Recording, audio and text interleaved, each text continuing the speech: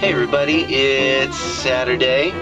I'm gonna show you some new stuff on the video game I'm making, The Boy Who Stole the Sun.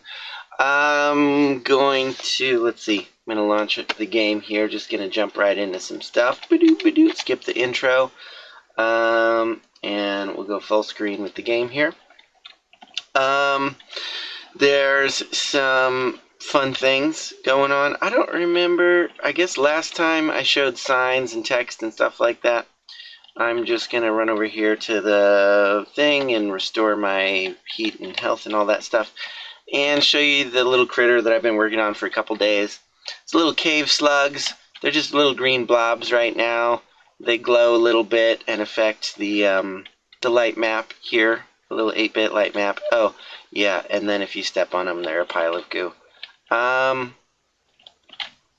think I'm going to end up changing this around later to work a little bit differently. Right now it goes into a little, like, basically a death animation where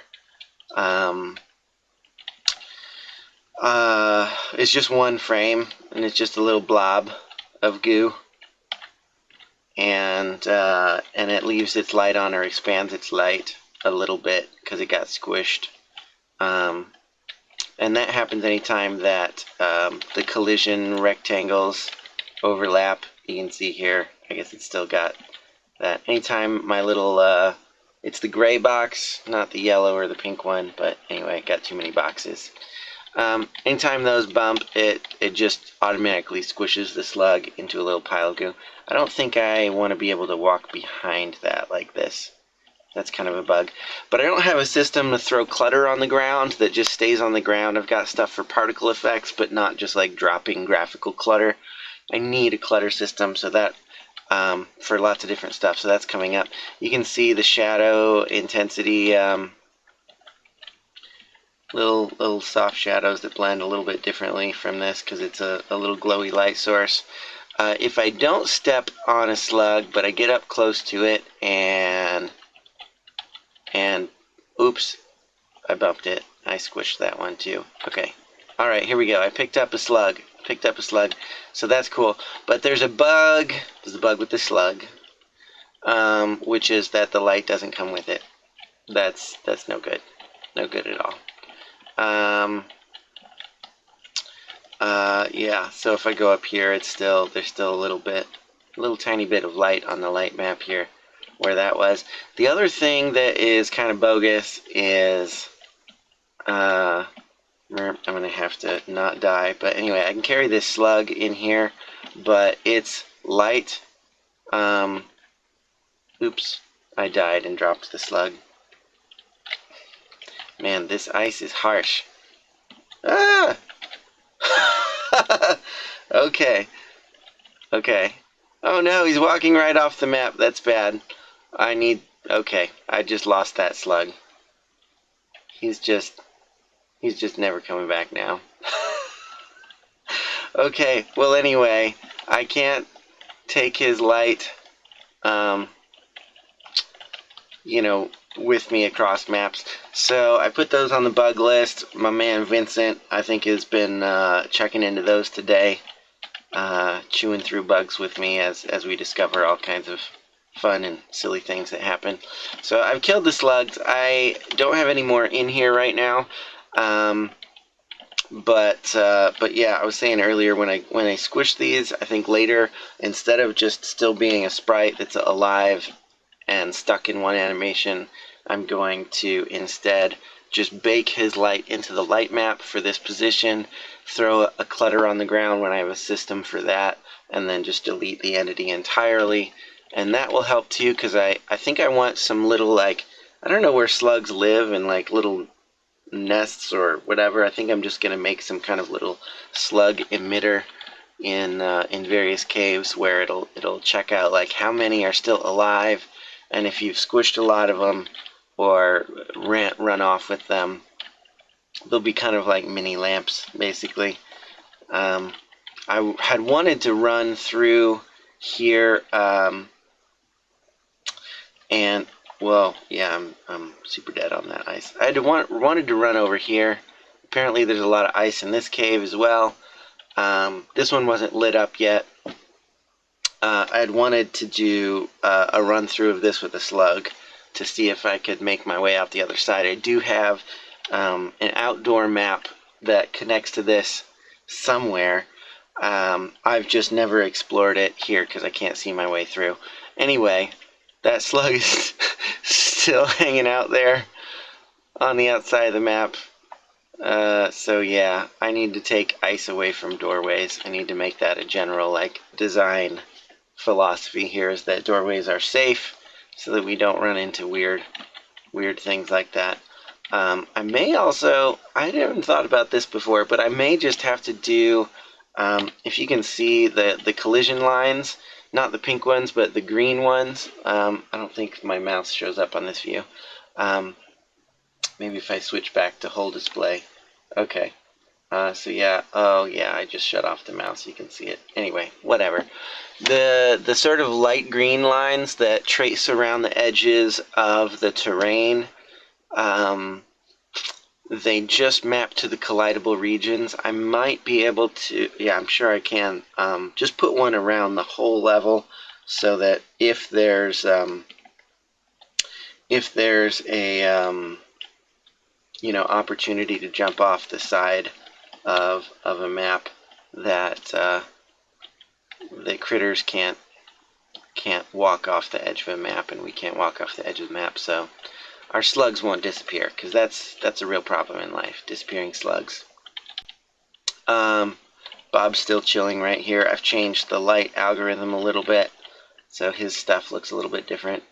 Shadows are looking pretty tasty right now. That's good stuff. I forgot that it like changes intensity. Oh, I can push Bob around. I forgot that too. He doesn't anchor himself. I can push him. He like sort of does, but anyway. The caves are alive, as usual.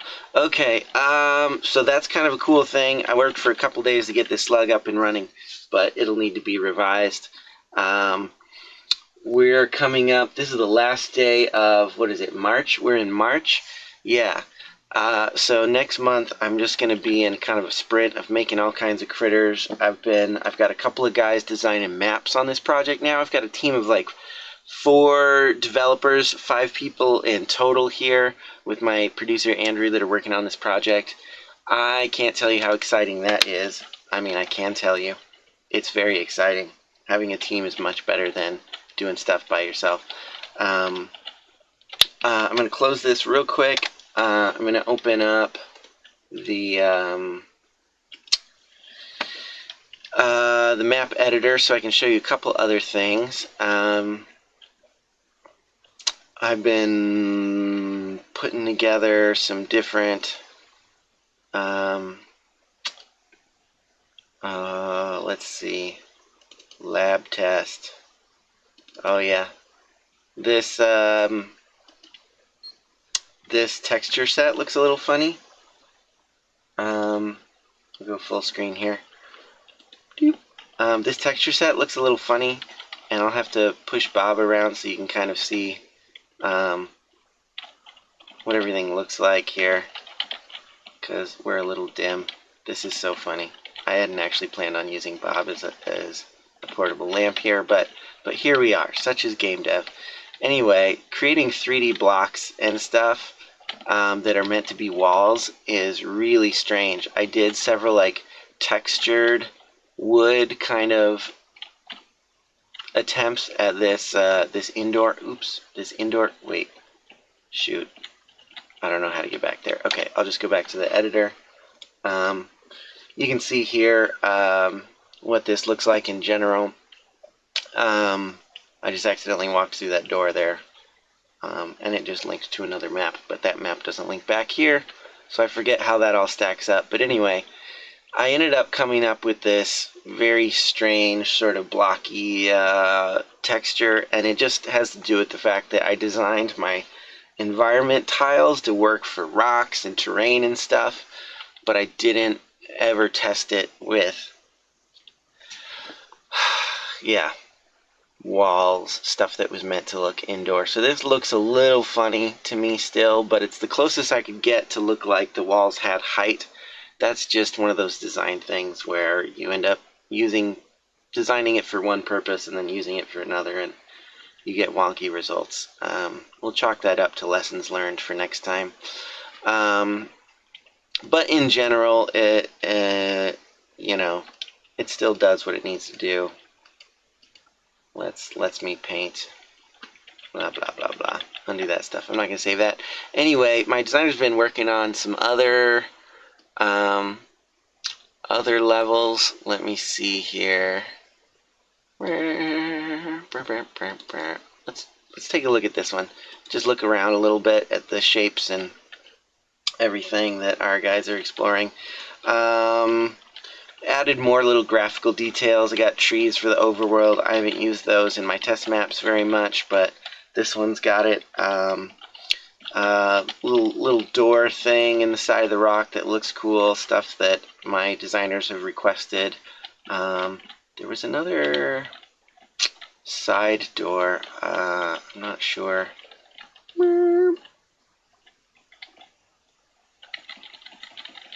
Not sure why that water isn't freezing me. Something funky's going on. Oh wait, we can walk off this map and look for other stuff. Should be able to. Nope. That one's not linked up yet. That's okay. We'll load up another one. But let's look at another area. Oh, I missed one right there. Oops.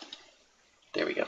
I missed one right there. There's a little map link. I could have gone down that way. Oh, this one is a more developed version of that map. Let's try this one. Up over to full screen. Here we go. I don't remember. Heavens, it's cold. Yep, that was one of my test signs. Ah, here it is. Here's that little... Okay, that map link. I feel like I need to maybe recompile some data to get these things not to crash. I'll check that out later. But that little side door there, I'll just run this again. Was a graphic that was requested. I kind of had to look up some examples of previous like 8 and 16-bit games and how they do like left and right facing doors, and I ended up finding examples, I think, in one of the Final Fantasy games in the 2D era where they did it on that kind of slanted surface there. I think that looks pretty sweet. Yeah, my program's crashing, by the way. I don't know why. I've had all kinds of data synchronization issues where things don't line up properly, and something crashes when going through those doors, but that's okay. Let's take a look at... Let's see what this one works like. Beep. Full screen. A little sign. Test. All kinds of neat shapes here. Some more decorations, tree shapes, rocks. Well, that rock's not collidable, but it's there. That's funny. Definitely something buggy. Ooh, this one I can go inside. Placeholder fire art. That animation needs to be fixed. That's not working right, but at least it's a light source. All kinds of decorative things going on in this cave. That's looking pretty sweet. Got to punch through here.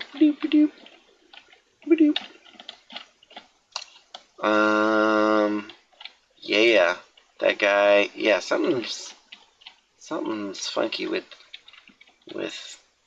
Yeah, I should totally be like getting frozen in here, and I'm not, and I don't know why, but does that works?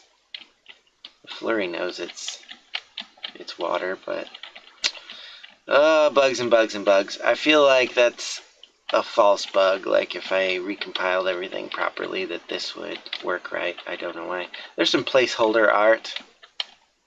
This guy doesn't do anything yet, but coming up with character concepts for critters. Yeah, I can just walk in the ocean. That's totally not how things work. can't look at the collision either. Weird. Can I go through here? Not yet. Ba-doo. Let's see. What else do we have? See what this cave. See what this looks like.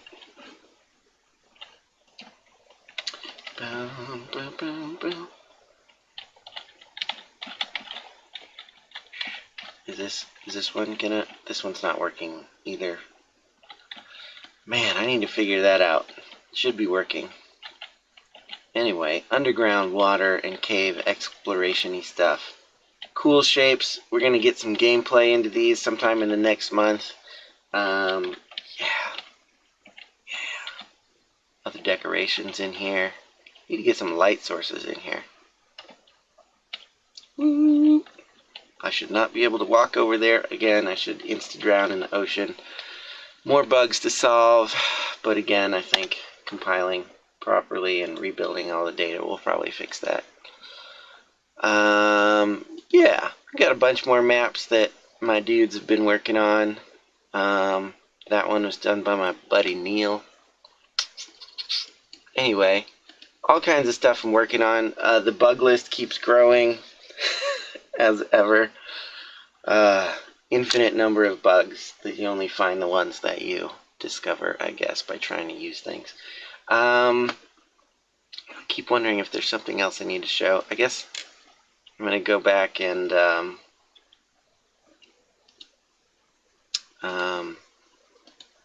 oops, I don't want to run that one. I'll run this one.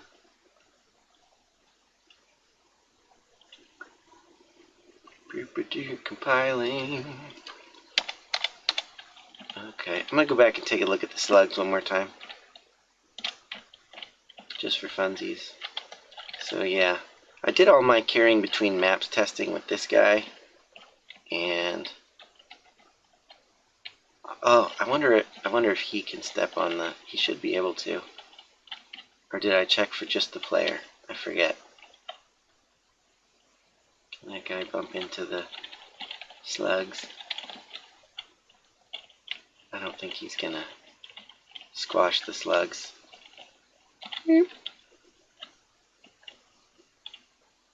Yeah, he bumped into the slug, but he didn't squish it. I'm gonna check the collide. Yep. Okay. Yeah. I'm totally checking if this is the player. I'm gonna take off the thing that checks to see if it's the player in that collision function, and then maybe the flurry can step on the slug too. That will be interesting. I gotta rebuild data real quick.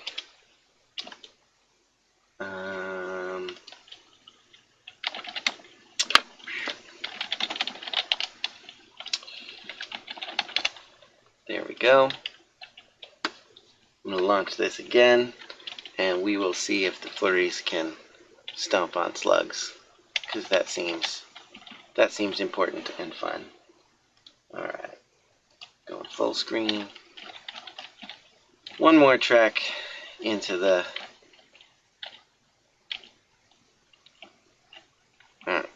Okay. Oh wait, yeah, I need a flurry. Here we go. All right, step on the slug. Do it.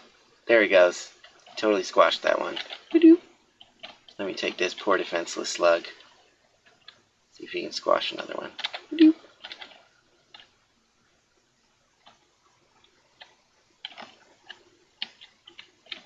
And try to provoke this without. Yep. Awesome, awesome. I need to get that slug emitter. Yeah, and once again, that looks totally ridiculous. Picking up a slug and his little glow gets left behind until I put him down again.